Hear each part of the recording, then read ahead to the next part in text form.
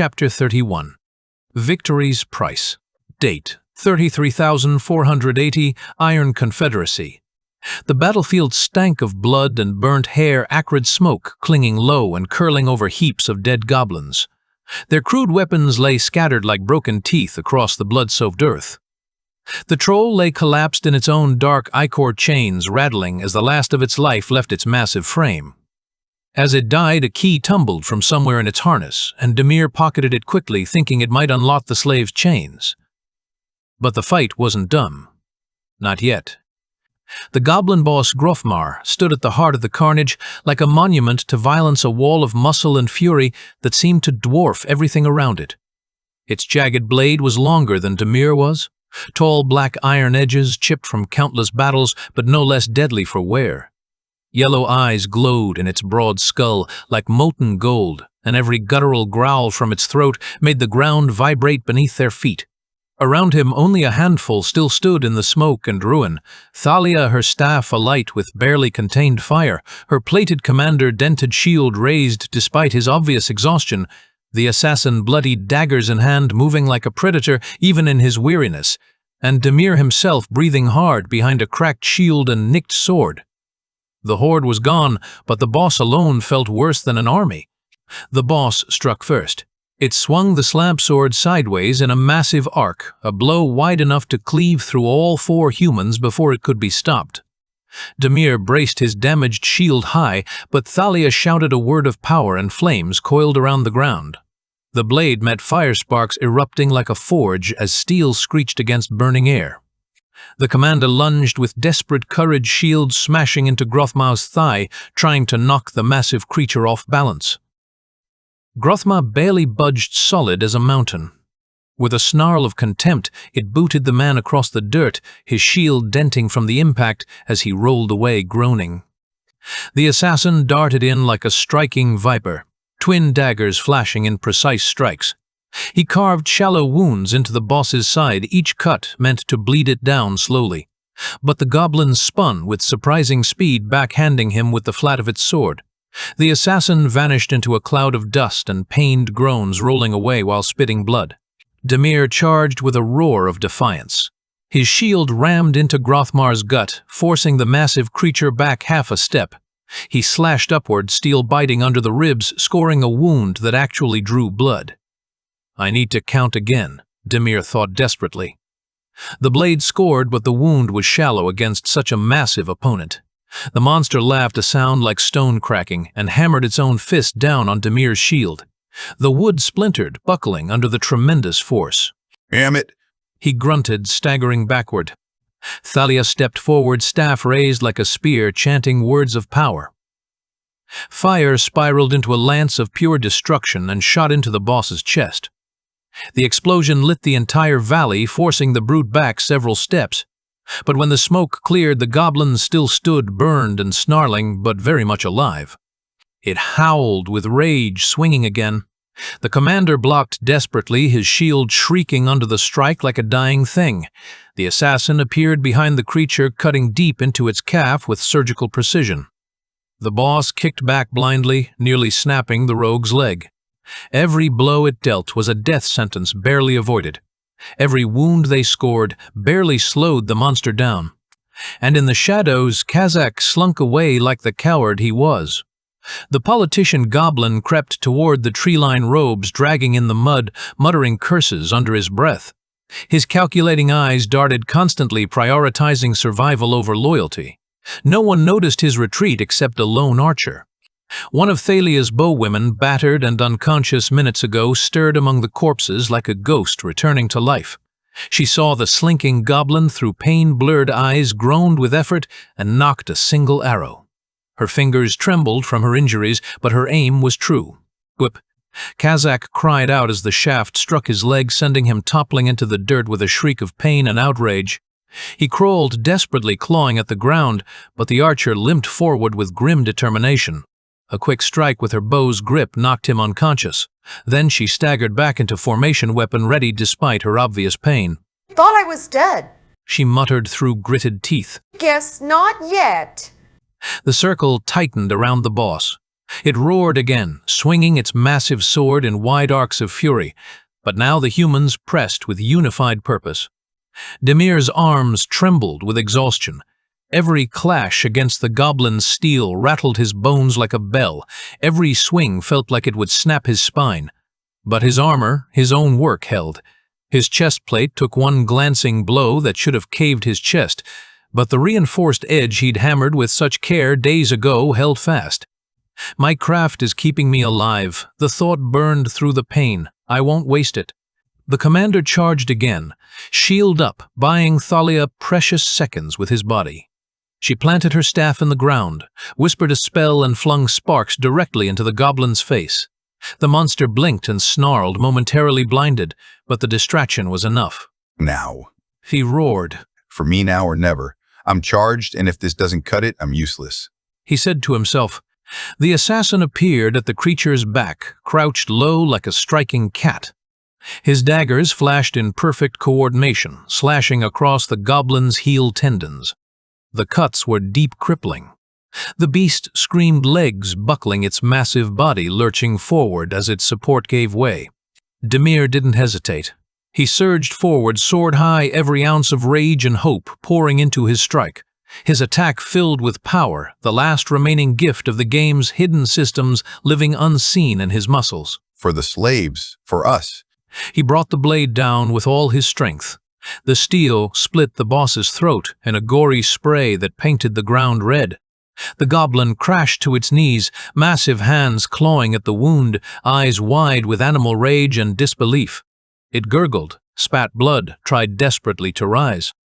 But Demir drove forward relentlessly, shield ramming its face, sword plunging again into the gap between armor plates.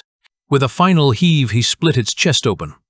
The giant goblin toppled backward, its body shaking the ground as it fell, still yellow eyes going dark forever. The valley fell silent, except for the crackle of dying fires and the ragged breathing of the survivors. Demir stood over the massive corpse, panting, bloodied, his shield ruined, his sword dripping. His hands shook with exhaustion and adrenaline, but he hadn't fallen. The monster was dead, and somehow impossibly they had won. Around him, the others rose slowly from the carnage. The commander leaned heavily on his battered shield armor, caved in but still breathing. The assassin flicked blood from his blades with practiced efficiency, his face unreadable behind the grime of battle. Thalia lowered her staff, firelight dimming in her eyes as the magic faded. The archer limped forward, bow still in hand, her gaze sharp despite exhaustion. Behind them, Sin emerged from cover, his face pale but alive, relief written in every line of his body. In the distance, the slaves wept openly, some daring to believe that freedom had finally come. Demir looked at the corpse, then at his trembling hands. "I did it. We did it." Thalia broke the silence first, her voice cool but edged with something like amusement. "If this was still the game it once was, I'd be furious you finished our prey." She tapped her staff against the ground, a smirk tugging at her lips. "But no experience points, no loot chest, no rewards, so thank you, Demir." Her tone carried the dry humor of someone much younger than her graying hair suggested. The assassin gave him a long look, unreadable as always, then simply nodded once in acknowledgement. The commander exhaled with relief thick in his breath and dropped to one knee beside the corpse, finally allowing himself to rest. The archer, still swaying on her feet, glanced at the unconscious Kazakh tied up at her feet. "We've still got this one breathing. Don't know if that's good or bad." Demir wiped his blade clean on the grass, sheathing it with shaking fingers. It's got something. Answers maybe. Information we can use. Sin called out from across the battlefield. Demir, they're seriously hurt. Marco and Timmy. Demir looked around desperately. Thalia's men were already feeding healing potions to their wounded comrades, the magical liquid glowing faintly as it worked. He rushed to Thalia with desperation clear in his voice. Do you have any excess potions, please? Thalia sighed, studying his face for a long moment. "You don't have any healing supplies at all." She gestured to her comrades, and they reluctantly handed over 2 precious vials. "How can you come to raid so unprepared? If we hadn't miraculously been here, you'd all be dead." Demir took the potions and ran to Sin, giving one to him to administer to Timmy. He gave the other directly to Marco, who was conscious but bleeding from several wounds. Both boys started groaning as their wounds closed, the magical healing working its way through their battered bodies. Demir sighed with relief and returned to Thalia to express his gratitude. Thank you so much. We are in such debt to you. Thalia's expression grew calculating. Those were greater healing potions. Very expensive, you know. Yes, thank you. We will pay you back someday. He promised earnestly. Since we already freed your slave friends too, how about you give us your share of all the loot from here? Other than what the locals are wearing, we can't get any more rewards, you know. Demir was shocked. After such a life-and-death situation, in such a small moment after victory, they could bargain over money and equipment. The casual way she discussed payment while bodies still lay cooling around them felt surreal. Take it. Take all of it, he said without hesitation. He rushed to free his slave friends from their chains, the key from the troll fitting perfectly. As the shackles fell away, tears of joy mixed with tears of grief for all they had endured. 14 people stumbled free, blinking in the sunlight like prisoners emerging from a cave. They were alive. They were free. And for the first time in 4 years, Demir allowed himself to believe that, maybe, just maybe, they could build something better from the ashes of this world. But as he looked at Thalia's group efficiently looting the battlefield, he realized that survival in this new world would always come with a price. Chapter 32, Trial by Fire. Date, 33,480, Chalice Theocracy. The morning bells rang heavy and final, echoing through the stone halls of the dormitory like a death knell. Each toll seemed to vibrate through the walls and into Aris's bones, carrying with it the weight of what was to come. Aris stirred in his narrow bunk nerves, twisting his stomach into knots. He had barely slept, spending the night listening to the lizardkin's groans from the common room, the teacher's cold dismissal of violence, the muttered whispers of tradition that seemed to follow every act of cruelty in this place. He had hoped for another slow day of study, maybe another chance to sneak into the library with Lyra's help and gather more intelligence. Instead, the bells kept tolling with relentless finality. Today was no ordinary day. The door creaked open with deliberate slowness. An academy official robed in gray and carrying a heavy ledger bound in black leather stepped inside. His eyes swept the boys' dormitory with clinical detachment like a butcher examining livestock. First years, prepare yourselves for transport to your first dungeon trial. You will leave within the hour. Bring only your academy-issued tunics belts and your own hands. No familiars, no potions, no contraband of any kind. His gaze lingered briefly on Fox, who raised his head from Aris's bed with alert amber eyes. That beast remains behind, he said sharply, pointing directly at Fox. Is that understood? Aris nodded stiffly, biting his tongue to keep from protesting. Every instinct screamed against leaving Fox behind, but he had learned the cost of defiance in this place. Report to the courtyard when ready. Templars will escort you to the city portal. With that, the man ticked something in his ledger with mechanical precision and left, closing the door without ceremony. The silence that followed was broken by Auron's nervous laugh, but the sound was hollow and forced. Well, that's it. Guess we're getting thrown into the meat grinder now. Auric shook his head, his wolf ears flicking with irritation.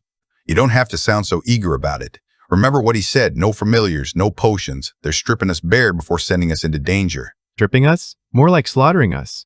The fey-blooded boy with the moth familiar lay back on his bunk, wings of pale shimmer folded against the wood. His moth fluttered once in distress before he waved it off with gentle fingers. Good luck to anyone who can't light a spark or swing a blade. Half of us will be eaten before we find the exit. Darrow the halfling fiddled nervously with his empty satchel. Don't say that. They wouldn't send us to die, right? It's the first trial. They said it's about learning. Kalen muttered darkly. He was standing near the door, already dressed in his academy tunic, his scarred face set in grim lines. His eyes avoided Auric's completely. Learning who survives, maybe. I thought you had a new room now. He said, his voice carefully neutral. I'm just looking to see who might survive. He replied coldly. Aris tied his laces with shaking hands, his heart pounding against his ribs like a caged bird. No familiars. Fox couldn't come. The thought of stepping into some unknown dungeon without even his silent companion felt like losing an arm. Fox had been his constant presence, his source of wisdom and comfort in this nightmare place.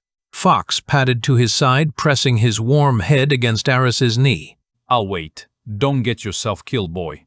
His words were low, meant only for Aris's ears. I'll come back, I promise. They filed out together, joining the stream of other first years, heading toward the academy's eastern courtyard. The stone square was filled with nervous chatter. 100 students in pale gray tunics and leather belts, stripped of everything else that might help them survive. The chill morning air did nothing to calm the fear that radiated from the gathered students like heat from a fire. At the front rows of Templars in steel half-plate and white tabards, weighted with military precision swords belted at their sides like promises of violence. Priests stood among them, their staves capped with silver. Chalice emblems, their faces serene in a way that felt deeply unsettling. When the tally reached 99, the Templars barked for silence, with voices that brooked no argument. The official with the ledger returned, closing the book with a snap that seemed to echo in the sudden quiet. Aris frowned, whispering to Auric. Wait, 99? Weren't there supposed to be 100 of us? Auric's ears twitched, his wolf-blood sharpness catching the same detail. Didn't you hear? One of us died. Down in the basement alchemy labs. What? How? He blinked in shock. Brewing alchemy. He muttered, his voice grim. They said he inhaled something wrong while experimenting. No one stopped him. No supervision. Guess he won't be counted in our class anymore. Aris's stomach churned with a cold realization. They hadn't even entered the dungeon and someone was already gone. The Academy's casual disregard for student safety was becoming clearer with each passing day. The march began with military precision.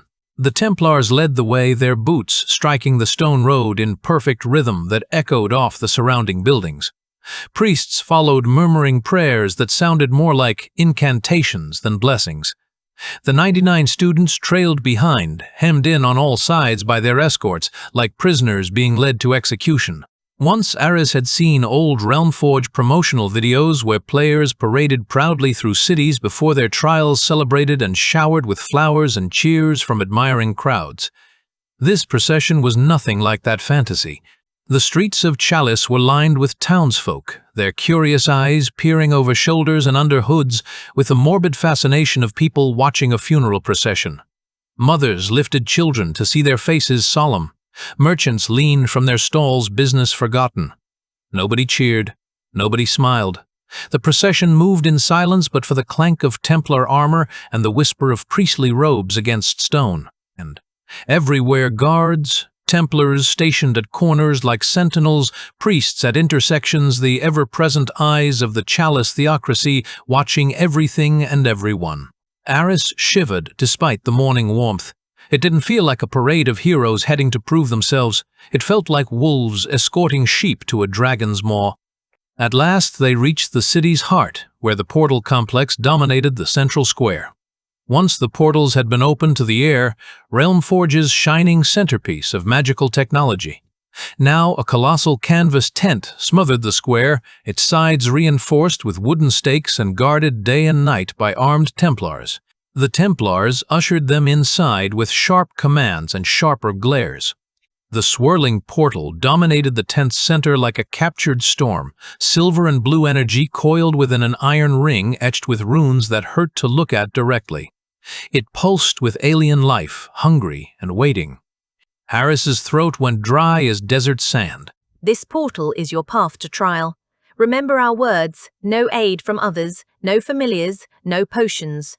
Only your hands, your minds, and the Chalice's judgment will determine your fate. Students were taken one by one, names called from the ledger, shepherded forward by robed officials who showed no more emotion than butchers processing cattle. Each student vanished into the swirling light with a ripple disappearing as if they had never existed. Minutes stretched like hours. Aris's palms were slick with sweat as he watched his classmates disappear. He saw Darrow vanish with a terrified whimper, then Auron with his head held high, then a boy he'd never spoken to who looked barely old enough to be here. Each time the portal swallowed them whole, leaving no trace of their passage. Finally, a hand tapped his shoulder with impersonal efficiency. Hello, Aris Orvelis. The shepherd official looked him up and down with cool detachment, measuring him like a piece of meat. Ready, Shorty? Aris stiffened at the casual insult. He wasn't particularly short, not really, but he caught the hint the man was trying to provoke a reaction, maybe even trying to be encouraging in his own twisted way. He nodded, though his legs trembled like a newborn colt's. The portal roared like a living thing. He stepped forward into the swirling energy, and the world shattered around him. They reappeared in a cavern vast enough to house a cathedral, its ceiling lost in shadows that seemed to move and writhe. Stalactites dripped moisture from above, and the walls showed clear signs of being carved by intelligent hands rather than natural forces. The air reeked of damp stone and something metallic that might have been old blood. Aris staggered as the magical transport released him, catching his balance as the shepherd guided him forward with an impersonal hand on his shoulder. The cavern's center was a circle of smooth stone worn by countless feet over untold years. Around its edge yawned 24 smaller tunnels, each marked with glowing runes, A1 through A24. The symbols pulsed with their own internal light, casting eerie shadows on the cavern walls. The shepherd raised his hand, pointing toward one of the tunnel mouths. Aris Orvelis, you'll be entering A7. Good luck. And just like that, the man vanished in a flash of magical light, leaving Aris completely alone before the dark mouth of his trial. Aris's breath echoed in his ears, too fast, too loud. His chest rose and fell rapidly as panic threatened to overwhelm him. He wasn't ready. He didn't feel ready. None of them were ready for whatever lay beyond that threshold. But this was it. This was the moment that would define whether he lived or died, whether he had what it took to survive in this twisted version of the world he had once loved. With one last gulp of stale cavern air, he stepped toward the tunnel marked A7, his footsteps echoing in the vast space like the heartbeat of some great beast. Behind him, the portal chamber fell silent. Ahead, darkness waited with infinite patience. The trial had begun. Chapter 33. Bonds of Grief. Date: 33,004 AT, Iron Confederacy. Demir took another look at Marco and Timmy, who were making okay signs with their hands, the healing potions having worked their magic through their battered bodies. Sin shouted across the battlefield, his voice hoarse but determined. We'll free them. Demir rushed toward the slaves, his heart pounding as he saw the chains connecting them to one another in a grotesque human necklace. The crazy battlefield around them was finally ending, smoke rising from goblin corpses and the acrid smell of blood thick in the mountain air. Among the shackled figures, he saw familiar faces mixed with strangers. Not all were human. Goblins had been enslaving even non-player locals, treating all sentient life as nothing more than livestock to be worked to death. He fumbled with the key he'd gotten from the troll trying to unlock the shackles, but the key wasn't working. The metal was wrong, the mechanism different. Panic started to creep into his chest as the weight of their suffering pressed down on him. Demir, thank God you came for us. She called out a voice he recognized. He turned to see Celine, one of his camp friends, her face gaunt from malnutrition, but her eyes bright with hope. He hugged her awkwardly, the chains still binding her, making the embrace clumsy and desperate. They were still shackled, still trapped. Demir, I think the keys were with that know-it-all goblin. He called from further down the line. Another voice shouted. It's with Kazakh. Demir's panic spiked. Okay. He muttered, putting the useless troll key in his pocket and running toward where Kazakh lay unconscious. The woman archer who had shot the arrow into Kazakh's leg was waiting by his head, making sure he wouldn't escape. She looked up as Demir approached, her weathered face showing the exhaustion of someone who had seen too much combat. Did you free your friends? She asked. No. I think he has the keys. He replied desperately. The woman revealed a leather pouch from Kazakh's robes. I took this from him, but haven't opened it yet. We usually gather everything and divide equally among the group. She opened it carefully, revealing a rusted key along with gold coins and rubies, jewelry that glinted in the afternoon light. She handed him the key and smiled grimly. You are fearless, kid. Good save with that boulder. I am Marvin, by the way. Demir had no time for chit-chat. He felt every second passing with his friends still in shackles pressed down on him like a physical weight. When he rushed back to the shackled group, he started opening the chains one by one. Everyone who was freed hugged him whether they were from his camp or not, tears of relief mixing with exhaustion on their hollow faces. When he reached Celine, Sin finally joined him, having helped Marco and Timmy sit on a stone to rest. Where is my father? He asked, his voice tight with worry. Celine, where is Alexius? He asked, looking at Celine expectantly. Celine gulped and looked down her shoulders, shaking. So sorry, Sinue. I am so sorry. Alexius was wounded and passed away almost a week ago. Sin was in shock, couldn't open his mouth. The words seemed to hit him like a physical blow. What? How? How? He asked. After the second day of captivity, Alex kept constantly asking about Sin and Timmy. When he had a chance, he tried to run upstairs to escape and find the kids. They beat him to make an example of what happens to those who resist. Her voice broke as she continued. His wounds became infected. There was no healing, no medicine. He just faded away. Timmy was walking with a limp, but seemed all right considering everything. Celine, I am glad you are okay. Where is my dad? He asked. Celine hugged Timmy, tears streaming down her face. Timothy, I am so sorry. She whispered and started weeping openly. The twins entered a frenzy of crying, the loss of both their fathers hitting them like a landslide. Other members of Demir's camp who had survived the slavery, those who were still alive, gathered around Sin and Timmy, trying to comfort them, despite their own recent trauma and freedom. They had all lost people, all suffered, but seeing the twins' raw grief brought their own pain to the surface. Demir tried to comfort them but had no idea how. Back in their world, he had avoided funerals where his father and grandfather insisted on attending. That avoidance, that fear of facing death and loss pressed down on him now. He wasn't ready to face this, not here, not in this mess of a world where death seemed to lurk around every corner. A ragged, sneaky-looking elf snuck up to Demir while he was struggling with his own emotions. Demir startled at the sudden approach. One day you will be in need. I will pay for this no matter what. The elf's voice was intense, desperate. Name is Curious. When in Sitar, give this to any elven innkeeper. They will find me. He pressed a small rectangular stone into Demir's palm, the surface smooth and warm to the touch. It had an etching of symbol he doesn't recognize. Before Demir could say anything, Curious had disappeared toward the woods alone, moving with the fluid grace of someone accustomed to staying hidden. Demir returned to Celine and suggested she and Usan help Sin and Timmy with their grieving. Marco came by, still pale from his injuries, but walking steadily and patted the twins on the back with gentle understanding. Thalia was calling for Demir from across the battlefield. He was lost 3 of his friends dead to goblin slavery. But he needed a breather. He had to avoid losing himself to grief.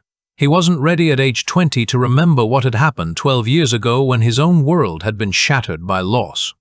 How many did you lose? She asked when he approached, her red hair catching the late afternoon light. Our main shield guy, Charlie, died along with Archer Tupac. All in all, it wasn't worth it at all. I'm sorry for your loss. Our 3 friends were lost before we even arrived. He replied the words, feeling inadequate.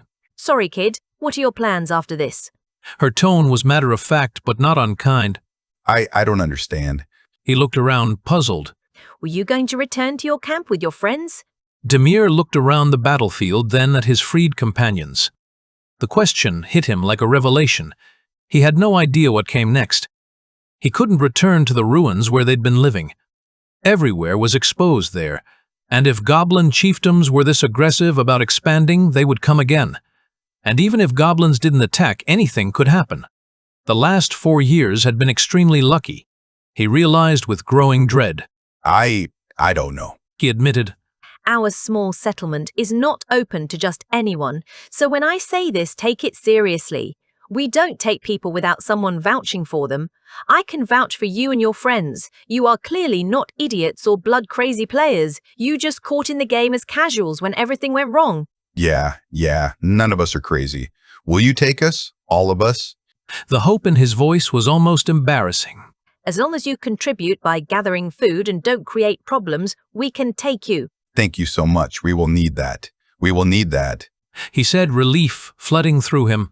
Go talk to your friends. We will leave after looking for loot in the mines. We can't wait here. We don't know if the goblins will bring reinforcements or not. I will get them ready. Some might be beat up, but we have a cart. I can carry them. Thalia raised an eyebrow. By the way, where did you get those shiny plates? You and the twins, I mean. I thought dwarves only sold crappy items now, and there's nowhere you looted gear that good. Demir pointed to his 3-piece armor. These? I made them. Thalia laughed outright. Yeah, right. She turned to the assassin. Kilgore the kid says he made those shiny plates. Kilgore, wiping goblin blood from his daggers, looked skeptical. Impossible. There's no crafting menu or NPC for materials to equipment exchange. Marco walked over to them, overhearing the conversation. Yeah, he made them. I saw him making them with my own eyes. Bullshit, he said flatly. Demir watched the interaction with surprised eyes. Was this really the place or time to discuss crafting? How did you make your potions then? He pressed on. They were in stock before the game shut down. She replied. Well, Demir forged these with his hands, hammer and anvil. Yeah, I begged a master dwarf and he taught me. It's just D-grade, though. He explained. How many hours did it take? He asked, leaning forward with interest. Hours? It took nearly half a month, almost 15 hours of hammering each day. My master prepared the ingots, plates, and leathers. Thalia was in awe. We can learn crafting? She asked to the air, as if the revelation was too good to be true. Can you teach us or make armor for us? He asked, pointing at his worn-out leather armor. I only learned metal plate armor. I can't make light armor, he admitted. Celine walked up to the group, interrupting the crafting discussion. Sorry to interrupt, but some of us are starving and very tired. Thalia's expression immediately softened. Sorry, sister. We can share our rations, and you can sleep while we loot the mines. She made a gesture to her companions, and they began distributing food and water to the freed slaves.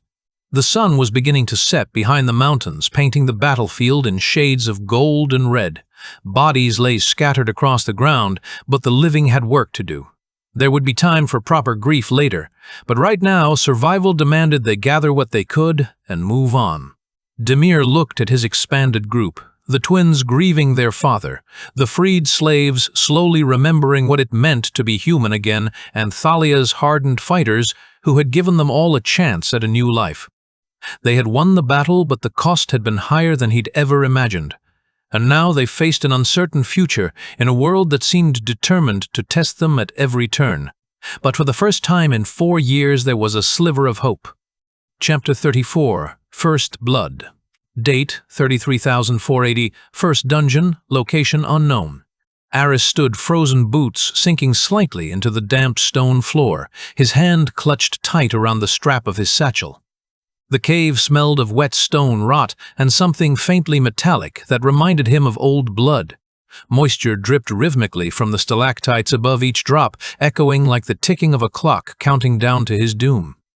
The shepherd who had delivered him into this cave was already gone to fetch new students, the swirling portal collapsing into nothing behind him. All that remained was a cavern that stretched forward into oppressive gloom lined by pale moss that glowed just enough to sketch the outline of the path ahead. Screams echoed faintly from other student caverns, distant cries of pain and terror that made his stomach clench with fear. Aris forced a shaky breath. He remembered the Templar's words. The first dungeon trial requires only healing and common sense. But as the gloom pressed in on him and the screams continued to echo, he felt neither healed nor sensible. He walked forward, each step squelching against slick rock. The cave narrowed the walls, pressing closer, brushing his shoulders with cold stone. Faint, bioluminescent fungi clung to the cracks like sickly stars, providing just enough light to see the horrors ahead. And then he heard it. A wet sucking noise that made his skin crawl. Aris stopped, his heart hammering against his ribs. From deeper in the passage came the unmistakable sound of something large dragging itself across stone, accompanied by a disgusting slurping sound. Then he saw it. A slug the size of a dog oozed into the faint glow, its body translucent and pale like diseased flesh. Rows of jagged teeth churned beneath its gelatinous underside, clicking together with wet sounds. Behind it, another followed, smaller, no bigger than a rat, but equally grotesque. Then another and another. They weren't alone. The first slug reared back like a cobra, preparing to strike, and spat. Aris ducked too slow. The glob of acid grazed his forearm, burning instantly through fabric and into skin. He yelped in pain, clutching his sleeve as the fabric hissed and smoked the acid, eating through cloth and flesh alike. I need to dodge, he thought desperately. He staggered back, heart hammering like a war drum. He flung out his hand and shouted the incantation for light missile. His palm glowed faintly, then sent a weak bolt of energy toward the slug, missing it entirely and striking the cave wall instead. Damn it. The slugs advanced with predatory intent, mouths opening to reveal rows of needle-sharp teeth gnashing together. Aris stumbled over a root jutting from the cave wall, almost falling backward. Then he grabbed it. The root was thick, solid, half buried in the stone. With a desperate tug, it tore free dirt scattering across the wet floor. A makeshift club. The next slug lunged with surprising speed. Aris swung wildly, panic driving his movements. The root cracked against its translucent body with a wet smack that echoed through the tunnel. The creature shrieked a high-pitched keening that reverberated in his skull like nails on slate. But it wasn't dead. It oozed forward even faster now, spitting again. Aris dodged sideways, barely avoiding the acidic spray that sizzled against the stone where he'd been standing. The cavern was too narrow. He couldn't keep this up forever.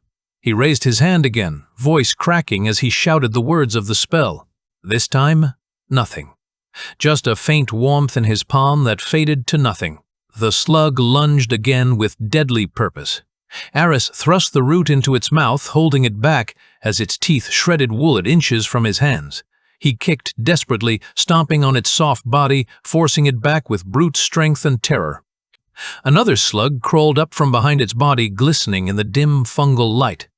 Acid spat from its mouth, and this time there was nowhere to go in the narrow tunnel.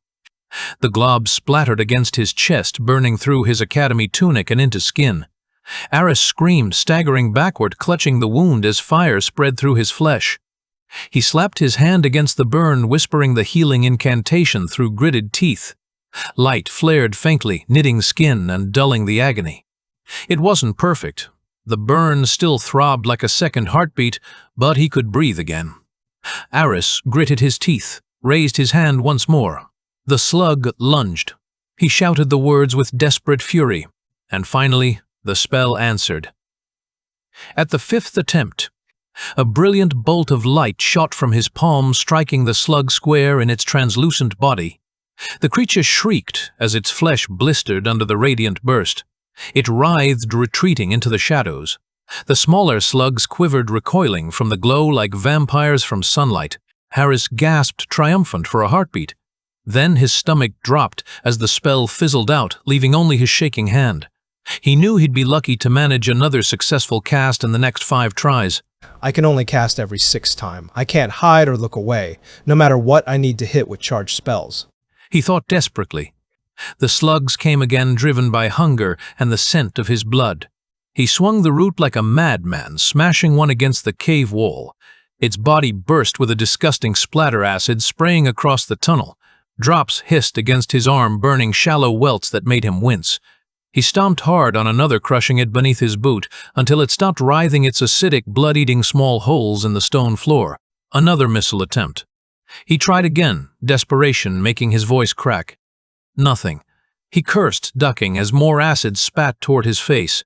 One glob struck his cheek, sizzling against skin. He screamed and desperately cast Cure Disease Light, flaring over his face to soothe the pain.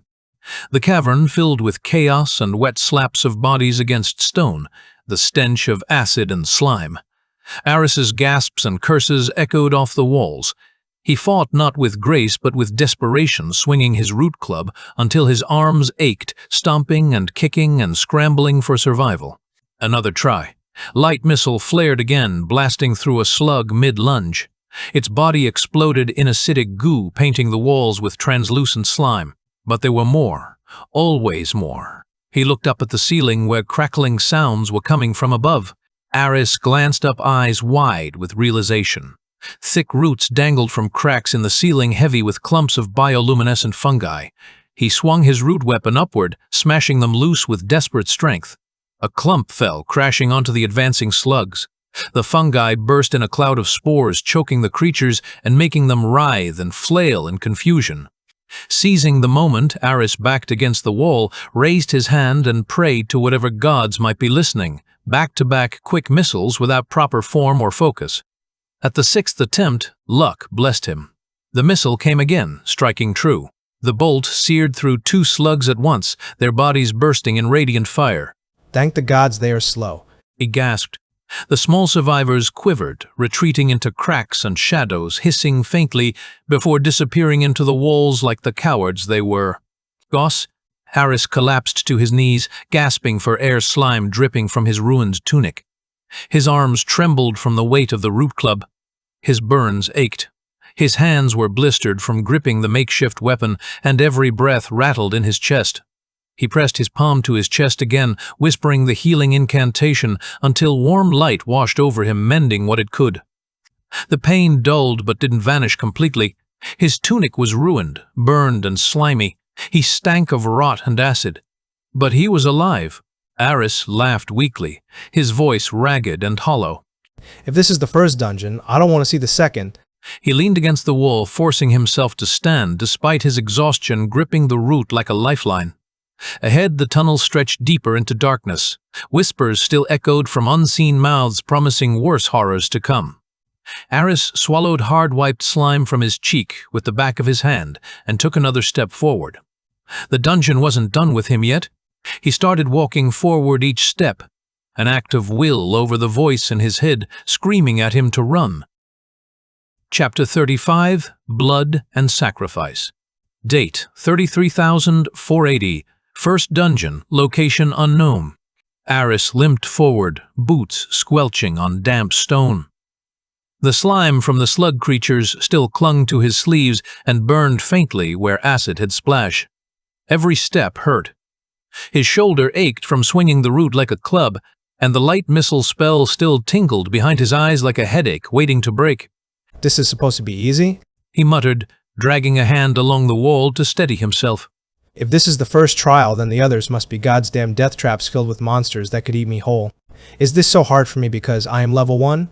He asked himself, the question echoing in the empty tunnel. The passage narrowed, then opened into a chamber that made him freeze in the threshold. Unlike the dripping caverns behind, this place was eerily silent. The stone was smooth, almost polished to a mirror shine. No moss, no fungi, just faint blue light glowing from runes carved high on an archway that seemed to pulse with their own internal rhythm. At the center of the room stood 3 stone slabs arranged in a triangle. On each lay the figure of a person, their arms folded across their chests as if in eternal sleep. Their skin was pale, too pale, and lines of glowing runes traced across their foreheads and down their arms like veins of light. They looked unsettlingly real, not like statues, not like magical constructs, but like actual people frozen mid-dream. A human, a fae, and a halfling. He was sure he'd seen them somewhere before but couldn't place where. Aris's stomach turned with revulsion. Where did they find people to lie here? He asked himself, dread creeping up his spine. Across the room was a sealed door, a great block of stone with a glowing sigil pulsing faintly in its center like a heartbeat. In front of the slabs stood a waist-high pedestal with a tablet of stone. The letters on it pulsed, the same eerie blue color as the runes. He read aloud, his voice echoing in the chamber. Only those who share their lifeblood may pass. Suffer for the dreamers, and they shall wake. Without sacrifice, the way is sealed. He first tried a healing touch on the resting bodies, pressing his palm against each one and channeling what little magical energy he had left.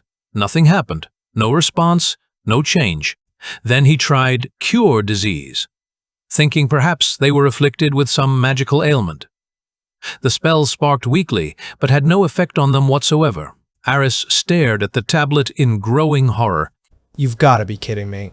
3 pedestals stood before the slabs, each with a shallow bowl carved into its surface. He didn't need divine inspiration to understand what was required. Blood. His blood. His first thought was to wait it out to find another way. But the sealed door left no choice. This was the only path forward. Hands trembling, he smacked his hand against the edge of the first pedestal. It bruised but didn't draw any blood. But the rune flared anyway. Aris became sure it needed actual blood. He hit the sharp edge harder, cutting his hand. The rune flared brighter and seemed to swallow the blood that dripped into the bowl. The figure on the first slab jerked as if shocked by lightning. Their chest heaved and they sat up coughing violently. A greenish vapor burst from their mouth, rolling across the chamber in a nauseous wave. Aris choked, gagging, as the stench hit his nose like a physical blow. His knees buckled, his vision swam with dark spots. He clutched at his stomach as dizziness swept through him in waves. Instinct screamed at him to cast something. He slapped his palm against his chest. Healing touch. Warmth flickered through his body, pushing back some of the nausea. His head cleared a little, but the sickness didn't fully leave. It clung like a damp fog inside his lungs, making every breath taste of decay. Cure disease. He gasped, pressing his hands together. The words of the incantation tasted sour on his tongue. The spell sparked weakly, but nothing happened. The sickness lingered stronger than before. Not a real disease, just another academy trick. He groaned with understanding. He staggered back, glaring at the tablet with growing anger. One done, 2 more to go. He readied another, healing touch, knowing he'd need it. His hand shook as he cut it again, deeper this time. Blood dripped into the second bowl in steady drops. The second figure stirred, sat up and coughed, with the sound of grinding bones. Another choking cloud erupted, this time stronger, more violent. The sickness washed over him in a suffocating wave. His knees buckled, bile rose in his throat, and he nearly collapsed on the stone floor.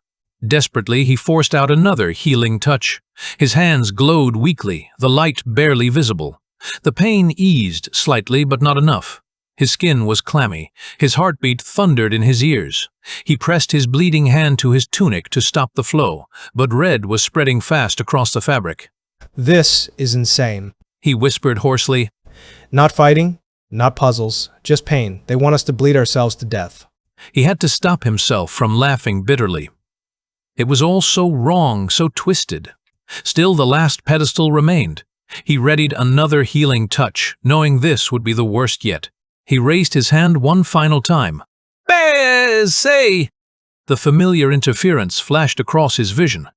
He gained something but couldn't worry about that now. His vision blurred. His hand trembled so much he nearly dropped it. He pressed the edge against his arm this time, making a deeper cut. Thick blood welled up and fell into the third bowl in heavy drops. The last sleeper rose coughing with a sound like bones grinding against stone. The final wave of sickness hit him like a physical blow. It was crushing, suffocating. Aris dropped to his knees, head spinning, body convulsing with nausea. He clawed at the ground, fighting to stay conscious. Don't, blackout. He muttered through gritted teeth. He pressed his hand to his chest with desperate strength. Healing touch. Light burst from his palm, brighter than before, spilling through his veins like liquid starlight. The sickness hissed and faded, leaving him sprawled on the cold stone chest, heaving. When he looked up, the 3 sleepers were glowing. Their forms dissolved into motes of light, drifting upward until they vanished into the ceiling like released souls. The sigil on the door pulsed, once then shattered with the sound of breaking glass. With a heavy grinding sound, the stone shifted aside. The way forward was open. Aris didn't move. He lay on the floor, bleeding, sweat-drenched, laughing weakly. Suffer first, then obey, then be rewarded. That's the chalice way, isn't it? He muttered. Minutes passed before he finally pushed himself up, clutching his side. His cuts were shallow, but his strength was gone. He sat against one of the empty slabs until his breathing steadied, then staggered toward the door. But when the exit yawned before him, he stopped. Something gnawed at his gut, Lyra's words from last night echoing in his memory. Spy, look where you shouldn't. That's how you'll survive.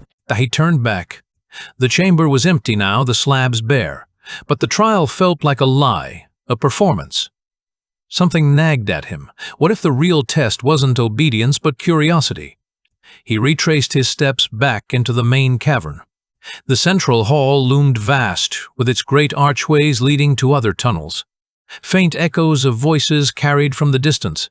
He ducked behind a pillar listening. The shepherd official entered, leading a nervous student by the shoulder. Courage, lad. Only the first step is the hardest. You are the last. Good luck, he whispered, guiding the student to one of the glowing tunnels. The student disappeared into the light, and the shepherd entered the portal and exited. If that was the last student, I can look around alone, he thought. When silence returned, Aris crept forward. His boots scuffed the cavern floor as he searched methodically. Something caught his attention, a metallic clink. His foot struck against an uneven slab. Before he could catch himself, he stumbled forward, hitting the stone face first. Groaning, he pushed himself up, hand brushing against a hard edge. He froze. It wasn't stone. It was a latch. A hidden latch set into the floor of the cavern. His heart pounded. What in the hells? He glanced toward the empty tunnels. The latch waited beneath his fingers, and for the first time since entering the dungeon, Aris forgot about fear. He only felt the thrill of discovery. Aris observed the latch and saw the lock was already broken, pried open by someone before him. The hatch opened with a grinding sound, revealing a ladder built into the wall leading down into darkness. He descended to the bottom using the wall-mounted rungs. When he reached the floor, the scenery was something shocking to say the least. It looked like a tiny control room of Realmforge, the same kind of technology from their universe. Smashed flat screens, bent holographic display tips, broken control panels. Anything from real universe tech was rendered useless, destroyed beyond repair. Except one thing. A machine that looked like something used in their world for healing, regenerating tissue for patients who had lost limbs. Aris walked inside the familiar control room where his father had worked as a private security chief before being assigned to close guard duty. The sterile metal walls and advanced technology felt like a ghost from his past life. He walked up to the only machine not smashed to bits and tried to read the writings, but unlike Realmforge's universal translator for the game, the machine's interface was in an unfamiliar script. This writing, wherever the workers are from, he thought. He opened up the machine's small door and was shocked again. A halfling person was lying motionless inside. When he focused, Aris noticed that the individual was almost identical to one from the trial room above. He tried to wake the halfling up and checked for a pulse, but there was none. The person was dead. Aris then started to look around the machine and try to understand its purpose. At the bottom he saw radials showing 12 faces from different races, and he recognized the halfling lying there. He could also make out the human and elf who had been the patients in the trial room above. Aris stood up and started thinking. Then it hit him like a lightning bolt. This was a replicator or producer for the game, and the Chalice was using it to create dungeon material. If they hadn't smashed every screen and machine, they could probably change properties of races, augment them, level them. With this machine and no game master intervening, they could pump out high-level slaves, he thought with growing horror. He saw a small satchel near the machine. He hesitated to take it. They would know someone had come here if it went missing. He opened it and saw dozens of small diamond-shaped rocks. He took one and put it in his pocket, then carefully placed the satchel back where he'd found it. Then he heard crackling sounds from upstairs, voices and footsteps. His blood ran cold. Someone was coming. Chapter 36. New Alliances. Date: 33,480, Iron Confederacy. Demir looked again at his recently freed friends, and the twins, still devastated, some still not believing their ordeal was truly over. The weight of Alexis's death hung over them all like a shroud. He apologized to Celine and returned to his friends, trying once more to comfort Sin and Timmy.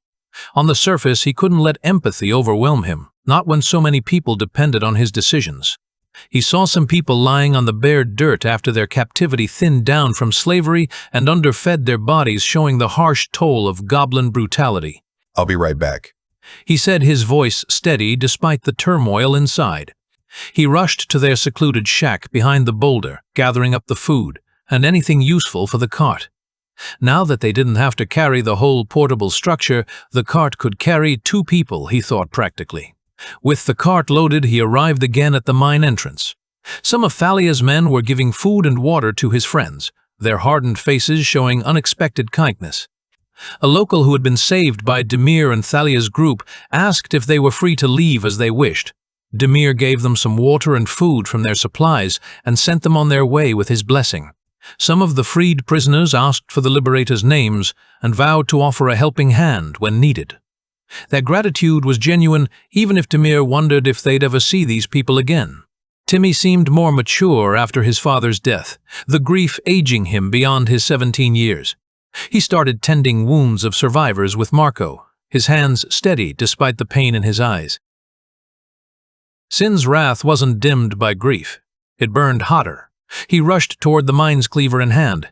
"I'll find if anyone is hiding and rip them apart," he said with cold fury, and headed into the dark tunnels. After a couple of hours, Sin returned alone. None left, apart from the loot party. Those who had stayed above to loot the dead goblins were almost finished picking through the corpses, piling good gear onto their horse carriage. The systematic efficiency reminded Demir that this was just another day's work for Thalia's group. At dusk, Thalia and her party returned from looting the cave systems. Kilgore was holding a small chest, ornate and clearly valuable. He asked around about a key. "Anyone who opens this, I'll share the loot," he announced. One of Thalia's men said. Kilgore tried to open the chest, but it didn't budge despite his efforts. Thalia examined it closely. This is not human or local, made. It's Realmforge technology. You can't smash it to pieces either. Kilgore, frustrated, shouted to get everyone's attention. Demir remembered the keys he'd gotten from Kazakh and from the troll. He walked up to Kilgore and handed both to the assassin. Try these. Try these, he offered. Kilgore took the keys eagerly and tried them. The troll's key popped the chest open with a satisfying click. When the small chest opened, there was a small dagger and a rock faintly glowing with inner light. The dagger was beautiful, gold inlays and intricate patterns, looking very sharp and pristine, clearly a weapon of superior craftsmanship. "Finally, my God, all the gods." He was actually weeping with joy, tears streaming down his scarred face. "Finally, I got actual loot."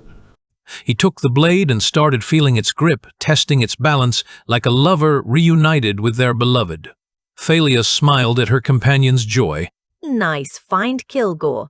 "I can't believe I'm crying over a level 35 zone finding. Probably a C-grade dagger, but it's beautiful." He said, his voice thick with emotion. But Demir was more intrigued by the rock with engravings and faint light pulsing within it. "Congrats. You guys earned it. Without you, we'd all be dead." He smiled, turning to walk back to his friends. Kilgore stopped him. "This is yours. I said I would share it." He handed Demir the glowing rock. No. I said we won't take the loot. You saved us. It's yours." He protested. Thalia ducked close to Demir's ear. Come on, take it, Kilgore. Steve is not this generous. Take it while you have the chance.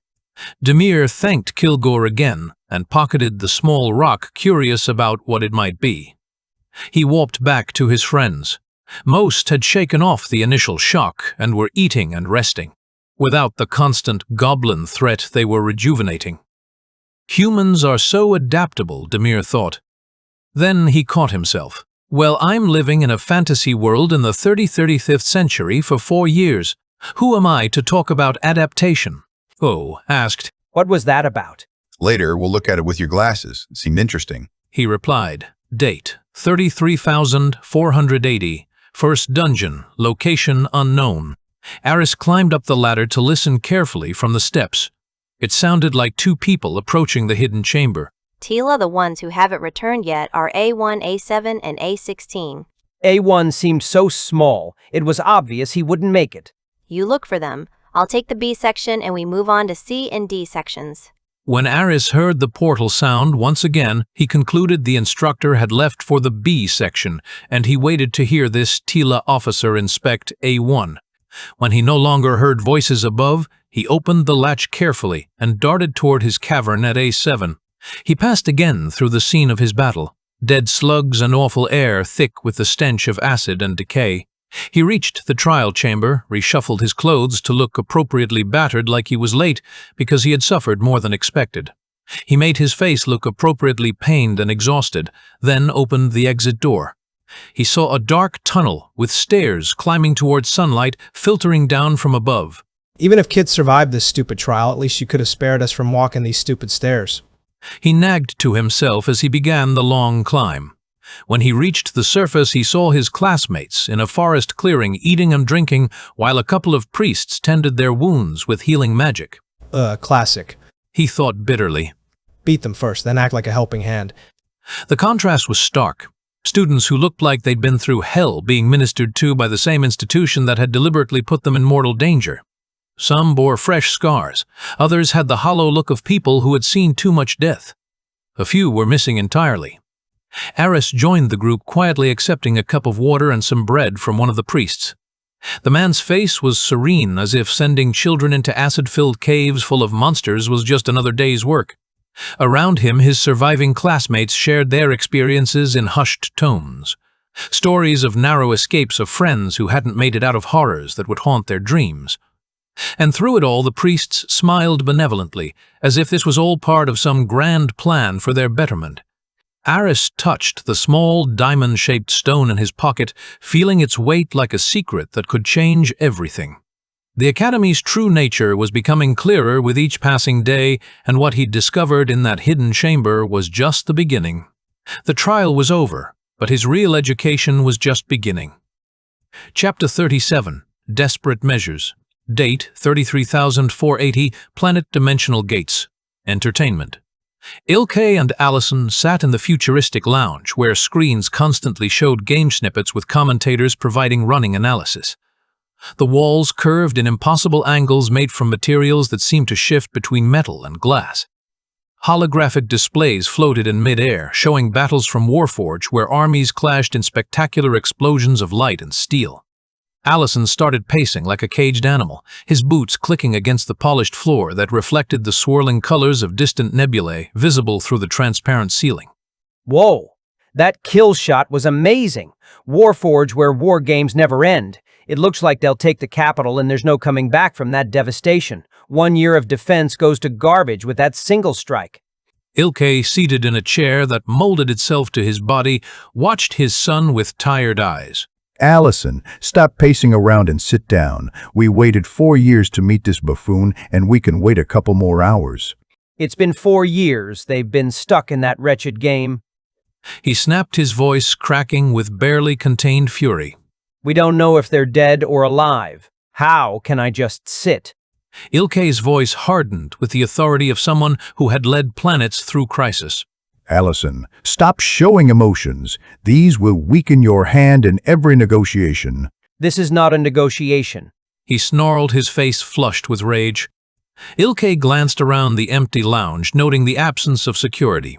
They didn't even bring the whole security party to the lounge. How are you going to blast his head off? Allison flashed a small ancient weapon, a relic from humanity's violent past. It had been thousands of years since anyone used silicate guns with actual bullets outside of war games. The silicate was worn smooth from age, but the weapon looked functional. Ilkay sighed and held out his hand. Give me that, idiot. You're going to get yourself killed. He took the small weapon and tucked it into his clothes, making sure he could reach it with one swift movement if needed. A bold woman entered the lounge, her clothes woven from what appeared to be actual hair in intricate patterns that shifted and moved like living things. How could they top each other in ridiculousness? He thought, watching the bizarre fashion statement. She began speaking, and hidden translators converted her words to their language. Mr. Designer will see you now. Please follow me. She walked through the empty giant lounge with fluid grace. They had reserved an entire planet just for dimensional gates, entertainment, R&D. What a waste of a world, Ilkay thought. But with near-endless resources spanning 3 galaxies, humanity had grown accustomed to thinking themselves gods messing with biology, psychology, and reality itself for over 1,000 years. He wasn't regretful about giving Demir and Aris, or any youth from their planet, the chance to explore and test reality beyond the safe haven community they'd tried to build. But when his people needed him, he had to be there. Today, he was 4 years late to help his grandson and the kid he'd come to love like a grandson. They reached an office with windows that could see almost the entire planet. No building in the vicinity was taller than this tower, and there he was, the crazy, immortal game designer. Not just a title, he had legally changed his name to game designer. He wore nothing but projectors around the room, illuminated clothes onto his body. When he gestured, a wave of wasp-like small robots passed by, leaving him dressed in formal attire that looked perfectly real. Like every rich person in the galaxy, game designer had augmented every part of himself to achieve immortality. Even though he was rumored to be more than 1,200 years old, he looked 40, the prime of human physical condition frozen in time. Gentlemen, welcome to Dimensional Gates Entertainment. How can I help you? You must know pretty important people to schedule a meeting with me. He laughed, the sound echoing off the vast windows. Allison's anger flared immediately. It's been 4 years we've been trying to reach you. Have you forgotten about Realmforge? Millions are stuck there. He pointed an accusing finger at Designer, his voice rising with each word. Designer's demeanor shifted instantly, his smile vanishing. Whoa, buddy. Don't make me call the guards. Be chill. Ilke gestured sharply for Allison to sit down. Allison, if you act like a 5-year-old, wait outside. His voice carried the authority of a planetary leader who had dealt with countless diplomatic crises. Ilke turned to Designer with practiced calm. Sorry for the hostile start. I am Ilke, leader of the recently expanded 2-planet system called Keepers of the True Hand. We are mainly farmers, organic farmers. Designer's interest perked up slightly. I know you guys. You produce the best figs in 3 sectors. Am I right, Ceasley? He looked around for his assistant, but she had left after dropping them off. Ilke noted how they'd been left alone with one of the richest men in known space, either supreme confidence or supreme stupidity. As my son mentioned, we are here about Realmforge, one of your gaming universes where our kids are stuck there with millions of others. Is there any news? Designer leaned back in his chair, which adjusted automatically to his posture. Not just a gaming planet, but a whole universe, tiny as it is. But I'm afraid there's no communication possible. Allison jumped to his feet, rage overtaking caution. How is that possible? It's been 4 years. You opened another gaming universe, but you can't reach your old one? Are you even trying? Designer's face hardened. I can't deal with hostile environments. Security! He yelled. 4 robots emerged from the walls like they had been part of the architecture itself, their forms sleek and deadly. Ilke immediately raised his hands in surrender. So sorry for my son's behavior. Allison, get out! Claimed Dad. Ilke was at his limit. He had waited 4 years for answers, and he wouldn't let his son's emotions destroy their only chance. ALI, get the fuck outside! He yelled with a force that shook the windows. Allison saw his father swear for the first time in his life and walked outside without another word, the weight of his father's desperation finally hitting him. Game Designer waved his hand, and the robots reintegrated into the walls and disappeared as if they had never existed. Ilke started talking calmly as if nothing had happened. He didn't know how much time Designer would give him, and he didn't intend to waste those precious minutes arguing. How is it possible to lose all communication? Designer settled back, apparently willing to explain now that the hostile element was removed. It's because it exists outside of our universe. When they invented space folding to instantly jump impossible distances, they realized they were creating small pocket dimensions and traveling through them. He continued, warming to his subject. One crazy capitalist had an idea to capture those pockets, put land in them, and sell them as private planets. But it turns out no one wanted to maintain dimensional real estate. Except you, he observed. Except me and my gaming customers. I designed my first world, replaced the core with an almost infinite energy supplier. It is super expensive technology, by the way. Fill the air with oxygen, nitrogen, and the gases needed for life with a twist. Tiny machines to maintain the dimension, he said, showing he understood the technology. Correct, old man. Each gas molecule carried a molecule-sized robot. Ilke couldn't help himself. I am probably more than 1,000 years younger than you, but go on. Designer chuckled. Anyway, that technology allowed us to basically control reality there. You need a fireball? Boom. Our bots communicate directly with the power source to manifest it. I'm not even going to ask about the made-up races. He said, It's DNA manipulation and replication, early 101st century tech. We perfected that long ago. But if you ask why they cut us out, I don't know. But I know how. Ilke leaned forward. Is there any chance it's reversible? Not entirely. We are trying to find the actual location of the pocket dimension outside of our universe, which is...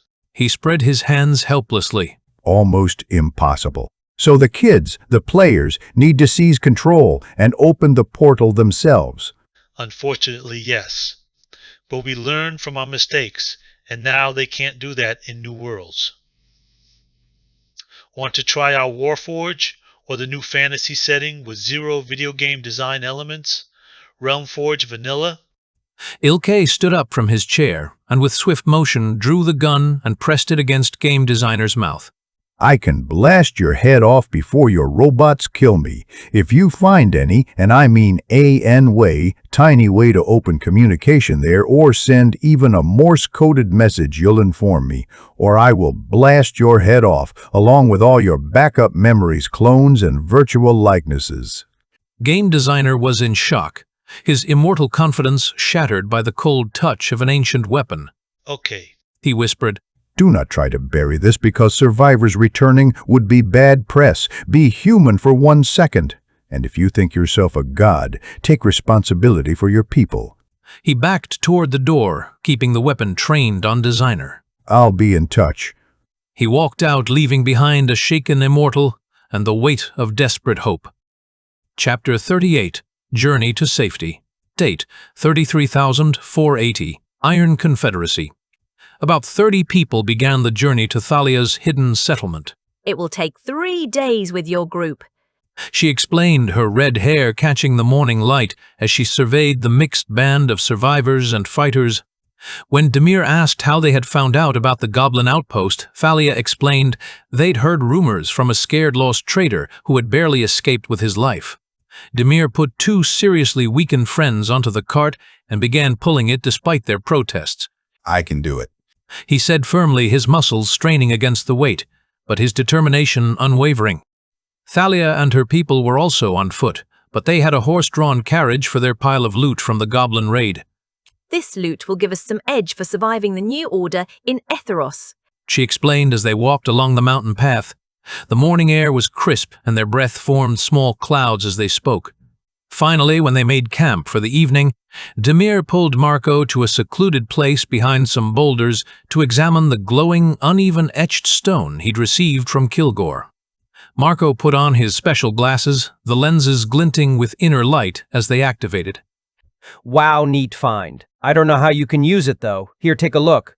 Demir, emotionally and physically drained from the raid but still carrying a sliver of excitement from his gamer side, took the glasses and looked at the stone. Text appeared before his eyes in glowing letters. Stone of Power. C grade plus 12 force tier 8, null before attachment. Attachable weapons. Wow, this is amazing. Plus 12 force. How can I attach it to a weapon, though? He asked, his voice filled with wonder. Marco smiled knowingly. I know a way. What is it? He asked. You need to forge a weapon with a rune slot. He explained, his expression growing serious. It's advanced crafting, but with your skills and Brovik's training you might be able to manage it. Date, 33,480, Chalice Theocracy. The scene of kids beaten up after the hard solo dungeon run was a sobering sight. Most had made it through, which showed how far behind Aris truly was. He had thought coming here with his healing touch gave him a false sense of confidence about his abilities. Even 16-year-old timid Nevir, the halfling girl, had made it through successfully. They all had potential as locals, and most came with some kind of edge. He thought bitterly. What was my edge? The realization hit him hard. I can't level, and attaining 1 or 2 stats from titles is nothing compared to what others have. Every day I'm falling further behind. Those stupid slugs almost killed me because my vitality was probably terrible. The stupid blood puzzle almost killed me too. Auric saw Aris approaching and waved his hands enthusiastically. He was with 2 other beastkin. Aris didn't know sharing water and food. Aris joined the group of misfits, grateful for their acceptance. It was easy, right? He asked with a grin, his wolf ears perked up with interest. Aris, still aching from everywhere, replied honestly. Not really. Slubs almost got me. A Bearkin student looked at him with disbelief. You're kidding, right? They're the weakest monsters in the first trial. How could you have managed that badly? Well, I'm a healer. I never learned to fight. He explained, feeling heat rise in his cheeks. The Bearkin's expression grew serious. Well, you have to learn how to show some grit. Otherwise, even on the scribe route, you can't find a group to carry you through Dungeon 5. A lizardkin female spoke up, her voice more gentle. Give him a rest. He can learn, right? He managed to survive here. He's among the last 97. 2 died? He asked, his stomach dropping. Oryx's expression grew somber. A1 didn't come up yet when we left, but C8, a kid named Carlo, didn't make it. The teacher said he couldn't manifest healing properly and bled himself to death in the blood chamber. The weight of that revelation settled over the group like a shroud. Someone had died doing exactly what Aris had barely survived. When they finally brought up the A1 student, he was coughing blood and barely conscious. The priests healed him, but also explained that he was expelled from the academy. The shepherds took the failed students back to Chalice City Center, then to the academy through another portal near the gathering area. On the way back, Aris tried to join the friendly conversations, but his mind kept returning to the same troubling thoughts. How could he develop his talents in this frozen game system? Stupid system, he thought. Even if I had entered just 1 month ago, I probably could have gained 20 to 30 levels and survived easily. When he arrived at his room, Fox jumped at his feet with obvious relief. Thank the light. I was so worried, kid. You made it. You had doubts? He asked, managing a weak smile. Well, you're not renowned for your might, he said with typical bluntness. Let's go to Lyra. I found stuff. He said, his voice gaining strength as he remembered his discoveries. Without resting, he wanted to tell Lyra about his crazy findings and discuss what routes he could take to actually improve his abilities. When they reached the library, Lyra was working on a weird design involving a ladder system with rails and pulleys. What are you doing? He asked, curious despite his exhaustion. Well, before the head librarian comes back, I want to test this system. The stupid ladder climbing up and down to remove and add books has made my back hurt. This rail system will make our job much easier, she explained, wiping sweat from her brow. You know you're not really a librarian, right? He pointed out, she said with a laugh. Today was the first dungeon day. Congratulations, you lived. But I was almost killed by slugs. He said, the memory still fresh and terrifying. Yeah, because you're level 1. She replied, matter-of-factly. You need to step up your game. How? He asked desperately. I mean, there are ways, but you need serious money gear runes, high-level titles, witness stones. She trailed off, seeing his expression. How am I going to survive the other dungeons? He asked, fear creeping into his voice.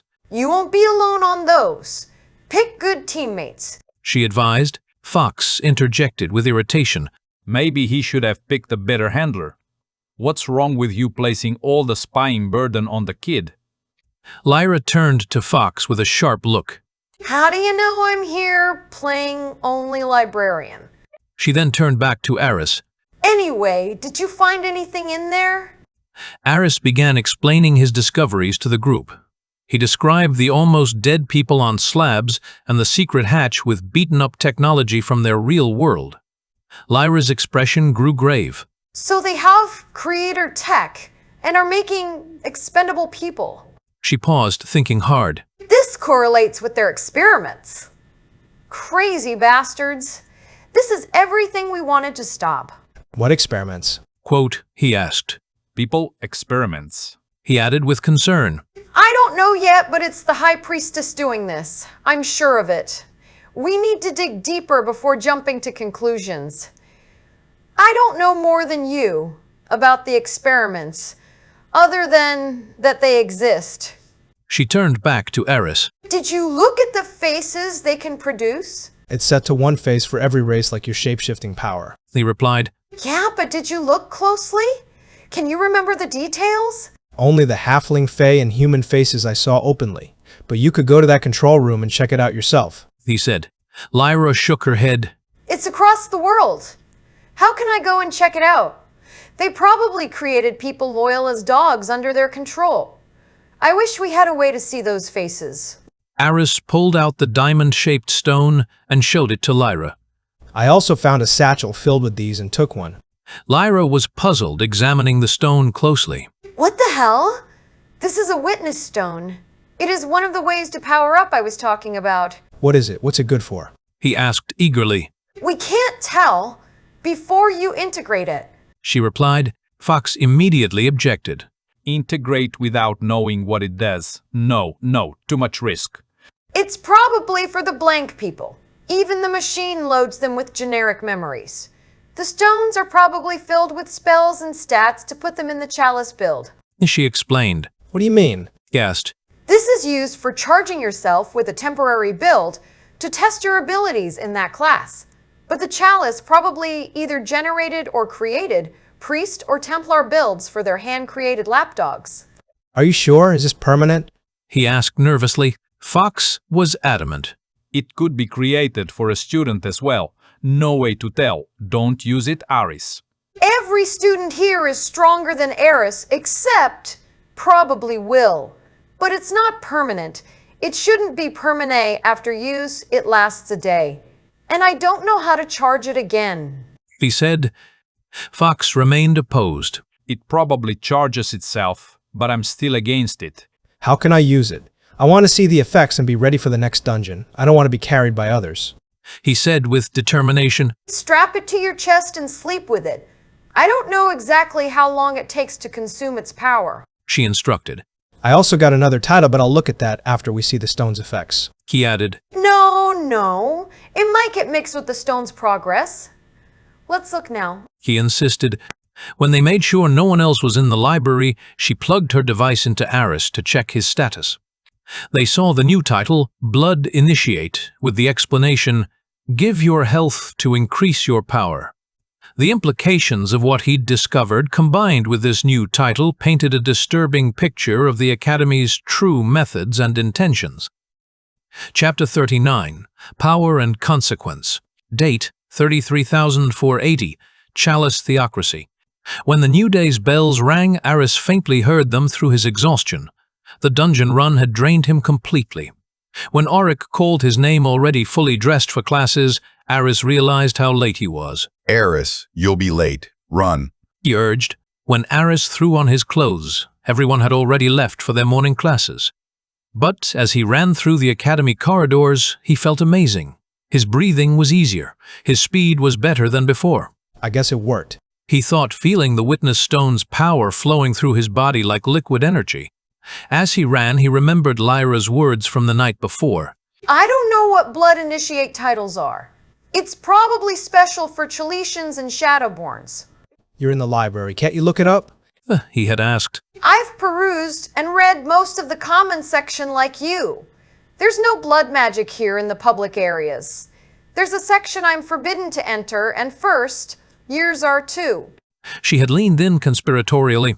They probably take you there after you swear unconditional loyalty. Fucking cult of a country, he had thought bitterly. When he arrived at the classroom, Templar Rathvos was already there instead of Maisana Silvermeadow, who was supposed to be teaching. Rathvos gave Aris a hard glance. Like I told the class, we don't want you to relax after the dungeon. No dropping the ball. We move on today to solo duels. This won't affect your graduation, but it will show your friends and peers how you rank among them. He pointed directly at Aris. Like this late schmuck, clearly weak in both mind and body. Who wants to take him down? No one raised their hand at first, but when Rathvos roared expectantly, hands reluctantly rose. He picked out a fey girl named Sliver Stoneflower. Aris didn't know much about her other than that she was leading the fey classmates with natural authority. As she walked to the front of the class, Aris noticed her confidence and grit. She wasn't just leading her peers with fey beauty alone, and she possessed powerful magic. Anyone in this class was much stronger than him. Well, yesterday they were. Today he had no idea what he possessed. The duel began with Sliver taking the initiative. She raised her hands gracefully and fire arrows materialized out of thin air, their tips blazing with intense heat. The projectiles streaked toward Aris with deadly precision. Aris ducked and rolled his enhanced agility from the witness stone, allowing him to move with fluid grace he'd never possessed before. The arrows sizzled past his head close enough that he could feel their heat singing his hair. The duel continued with Aris constantly on the defensive, dodging and escaping Sliver's relentless magical assault. She conjured arrow after arrow, each one seeking his flesh with unerring accuracy. But Aris noticed something remarkable. His jumping, running, and reflexes were all enhanced by the witness stone's power. He felt like a different person, stronger and faster than he'd ever been. Finally, he decided to use his only offensive spell. He raised his hand and focused his will, calling upon Light Missile with desperate determination. What happened next shocked everyone in the classroom. About 30 light missiles materialized around his outstretched hand, each one glowing with brilliant radiance. They flew toward Sliver in a coordinated barrage that lit up the entire room like a miniature sun. She dodged most of them with fey grace, but 3 struck her directly. Her face was bruised from the impacts, and she staggered backward, clearly shaken. She got up slowly, her expression shifting from confident superiority to cold anger. You're finished now, human kid. She sent her voice dripping with menace. I was trying to spare you because you helped my friend with healing touch, but you asked for it. She manifested 3 fire arrows at once, each one larger and more intense than before. The heat radiating from them made the air shimmer. Aris rolled desperately to avoid them, feeling the flames scorch the stone where he'd been standing. When he tried to charge his light missile again, knowing it probably wouldn't fire, something unexpected happened. His body twitched, his insides burned with an unfamiliar sensation. Is this blood magic trying to activate? He wondered. He ducked again as more arrows flew past, trying to charge the missile despite the agony building inside him. This time, with the agony of blood magic coursing through his veins, his missiles materialized and flew toward his opponent with even greater force than before. Sliver wasn't expecting another attack when she was pressing hard with her own offensive. She took most of the missiles to her body and was thrown 2 meters back, hitting the classroom's reinforced glass windows hard enough to crack them. Wow! The class erupted in amazement. Mostly humans and beastkin were clapping for him, their voices echoing off the stone walls. Aris had won thanks to his new abilities and the extra power of the witness stone. When Fey students rushed to help, their fallen leader Rothvos stopped them with a sharp gesture. Let her suffer her weakness. Next, you and you. He pointed to 2 other students while pulling the unconscious Sliver to a corner of the room like discarded baggage. The class continued with a collection of student magical duels. Some used low-level magic, sparks of flame, gusts of wind, simple shields of light. Others relied on fighting techniques, grappling and striking with enhanced strength or speed. The variety of abilities on display was impressive, each student showing their particular talents and training. After the demonstrations, Auric approached Aris with genuine admiration. Congratulations, Aris. I didn't know you possessed that much power. A halfling student joined them, his eyes bright with excitement. Yeah, man. When Auric said you were beat up by slugs, I thought you were just a bookworm who only learned healing. We should go to the next dungeon together. Most of the human and beastkin students congratulated him, their attitudes toward him shifting from dismissive to respectful. But the Fey students now looked at him with openly hostile expressions, their elegant features twisted with anger and the promise of retribution. Aris felt the weight of their stares like physical pressure. He had won the duel, but he suspected he had also made dangerous enemies in the process. Chapter 40. Breaking Point. Date: 33,480, Chalice Theocracy. After the class day was over, Aris was heading to the library to meet Lyra and check the effects of the witness stone. Fox immediately confronted him. You drew too many eyes on yourself today. So? He replied, still riding the high of his victory. Fox lowered his voice to a whisper. In case you didn't notice, you are a spy here. The reality hit Aris like cold water. Oh, you're right. I shouldn't draw more attention. In the library, Lyra had finished her railed ladder system and was having fun testing it, sliding books up and down the tracks with obvious satisfaction. Fox was irritated. Is that why you're here? To build stupid contraptions? Someone's cranky today. What's wrong with him? She asked Aris. Today, Raphos made us duel. He explained. Fox intervened with exasperation. And he wiped the floor with the Fey girl, the leader of their peer group. Ooh, good job, Aris. She said with genuine enthusiasm. Fox's frustration boiled over. Good job? What's wrong with you? He should lay low. Oh, right. Don't do it again, Aris. She said finally, understanding the implications. Fox threw up his paws in exasperation. Why am I the only one who actually cares about your well-being? Do whatever you want. He ducked down in a corner, clearly fed up with their lack of caution. So, I'm guessing the witness stone actually worked? You have no idea how many projectiles I manifested. It was like multiple energy blasters. He said excitedly. What? She asked, not understanding the reference.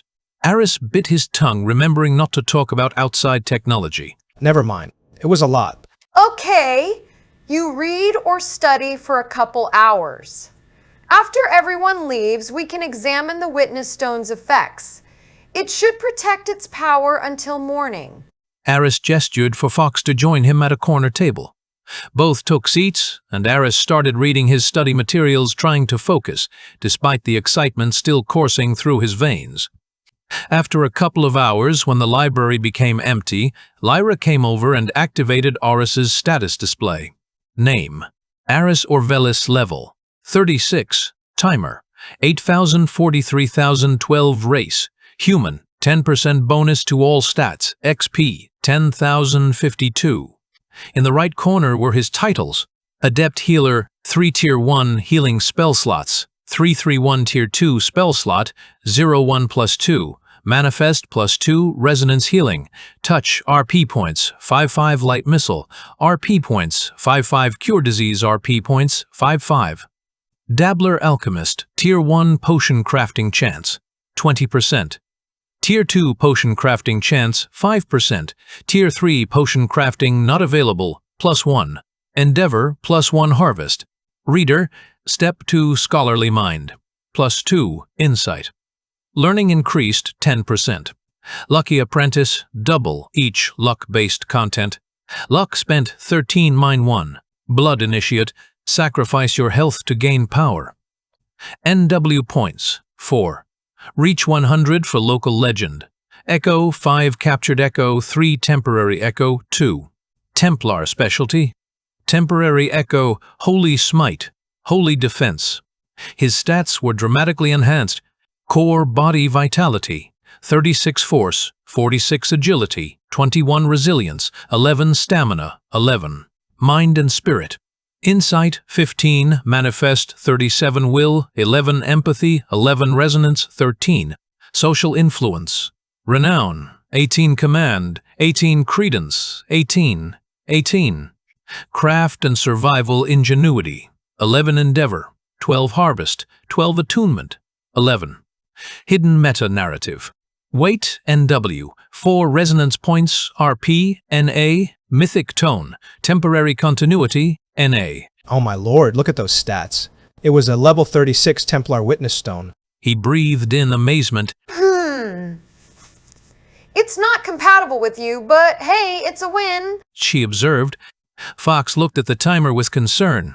Look at the timer, idiots. You've spent your superpower, and there are only 8 hours left. We can figure out how to recharge it, right?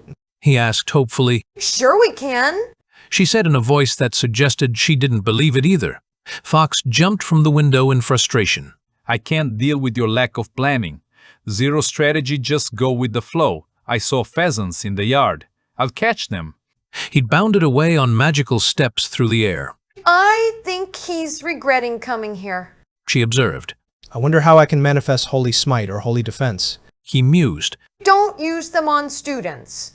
You might kill someone without meaning to. She warned seriously. It's late. I'm going to bed. He said, feeling the exhaustion creeping in despite his enhanced stats. The academy halls were never silent. Even after curfew, the marble corridors seemed to breathe with shifting lantern-light wind sighing through tall windows and the faint drip of water from rooftop gutters. Aris had grown used to these sounds during his late nights in the library, nose buried in beginner spellbooks that only half responded to his clumsy touch. But tonight, something was wrong. When he rounded the corner leading toward the dormitory wing, his breath caught. 5 figures stood in the gloom, their pale outlines lit by blue faylight. The faint scent of crushed flowers hung in the air, fey magic. Human. One of them whispered, voice like silk hiding a blade. You thought you could humiliate Sliver Stoneflower and walk away? Aris froze. The 5 fey students, one older than him by a year or two, spread in a crescent cutting off his retreat. Their eyes glowed faintly, their postures sharp and graceful like predators preparing to strike. You don't understand, he said, his voice cracking despite the strength pulsing in his limbs from the witness stone. It was a duel. I didn't... Enough excuses. A taller boy spat the words with venom. She is our leader, our friend, our beloved. You scarred her face in front of everyone. That cannot stand. The first blows were fists and knees, the Fae trying to prove their superiority without magic. Aris blocked, shoved, and swung back with desperate strength.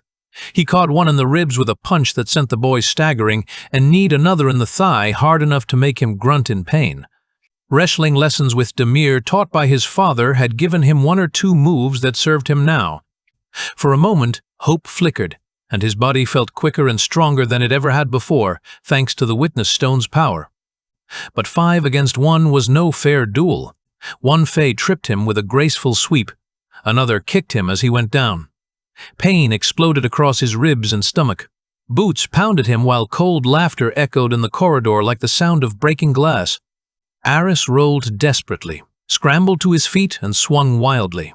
His fist caught someone's chin, snapping their head back with a satisfying crack.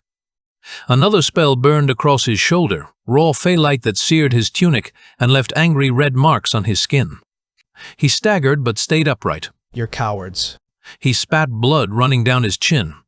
The tallest Fae smirked with cruel satisfaction. Cowards? We're making sure you understand your place. He raised his hand, fire blooming in his palm like a deadly flower. The fight turned magical. Thorns whipped from one Fae's wrist, binding Aris's arm and slicing his skin with razor-sharp edges. A bolt of green flame seared past his ear close enough to singe his hair. He ducked and rolled his body, screaming with bruises and cuts. Desperation gave him strength. He shoved free, slammed his shoulder into another's chest, and threw him down hard against the marble floor. But they kept coming, elegant and cruel and relentless. One by one, the blows and spells dragged him lower. He dropped to his knees, vision swimming with dark spots, blood dripping onto the polished marble. His breaths came ragged and painful. He could no longer tell where the bruises ended and the burns began. How is he still conscious? One asked with grudging respect. The tallest Fae stepped forward, fire coiling between his fingers like a spear of concentrated death. This is the end, human. You don't belong here. Aris's arms trembled as he tried to push himself up. He thought of Lyra, of Fox, of his master Nebu, of everything he still hadn't done, all the secrets he hadn't uncovered. This can't end like this, he told himself with fierce determination. And then something lit in his chest like a star being born. The witness stone throbbed, filling his head with words not his own. Holy smite. A picture bloomed in his mind, golden fury pouring down like the wrath of the Templars themselves. At the same time, another instinct rose. His common sense, his desperate fear of dying here in this cold corridor. Holy defense. A shell of light. Protection. Survival. Both commands tangled in his mouth as he merged them together in a moment of pure instinct. The air snapped like reality itself was breaking. Silence swallowed the corridor as if the world held its breath.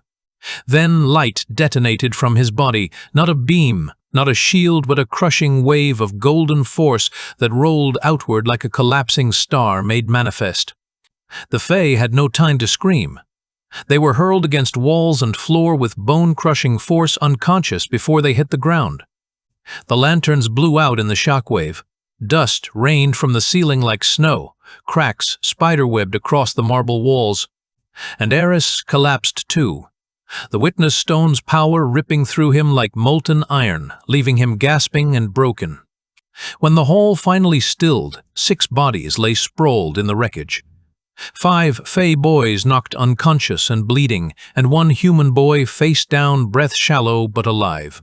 No victors, no witnesses, just silence and the weight of power unleashed without control,